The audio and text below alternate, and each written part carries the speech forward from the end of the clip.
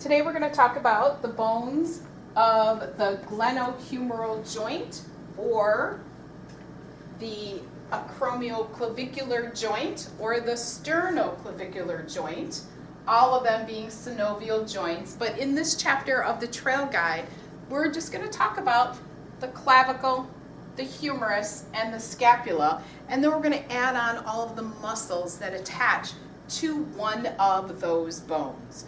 So first of all, as we go through this, I'm going to identify the bones, the bony landmarks. Then we'll talk about the other structures that are on top of these bones, and then we'll add on the muscles. And each chapter I'll do in that way to help us keep track of the deepest to the most superficial, and then we'll end with the actions of these three bones. So to start with, you can see I've highlighted several different things here. First of all, we're defining the clavicle, the humerus, and the scapula as being the shoulder complex, or those are the three bones of the shoulder complex. Next, we're going to move on to how the acromion of the scapula, which is this point right here, which is actually the anterior scapula, how that is going to make the acromioclavicular joint, otherwise known as the AC joint. And then at the other end of the clavicle, we have the sternoclavicular joint, or where the sternum meets with the clavicle. Both of those joints being synovial joints, which that's what we covered back in chapter 1, talking about the differences between the joint, the fibrous, the cartilaginous, the synovial joints. So both AC and SC joints are those synovial joints, which means they have fluid in them. So that is talking about how both of these joints are the synovial joints, but then also remembering that we have those two differences of the axial and the appendicular skeleton.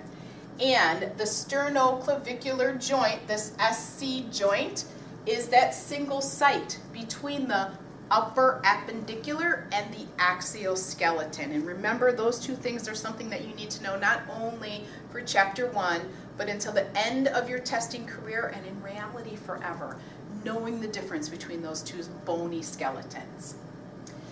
So then we're going to move on to, so that was the clavicle, and now we're going to move on to the scapula itself. You will see on the next page, we'll break down a little bit more of all of the bony landmarks on the scapula itself. But just as an overview, we need to remember that the scapula is not only on our posterior thoracic area, but it also comes around to the front of our anterior, or the thoracic area. So this is technically the anterior portion of your scapula. That is the posterior. I always think of our scapula, our shoulder blades on our back, but we can't forget about the front. Especially the acromion is that point in the very front. So going back up to the top, I have highlighted that the scapula glides across the posterior surface of the thorax to form another joint, the scapulothoracic joint, which is kind of considered a false joint, but we can think of where the scapula lays on our thoracic area. There is movement that happens there. Then we have the humerus itself. We'll break down in 2 pages all the different bony landmarks that I want you to know about the humerus. The head of the humerus is what is going to articulate with the scapula. So we have our glenohumeral joint here. And also, the glenohumeral joint is also a synovial joint, which means it is a ball and socket with a big old variety of movements. We will talk about the deltoid tuberosity, which is about halfway between the head of the humerus and the distal end of the humerus. And that point, we can see just a little bit in this picture here.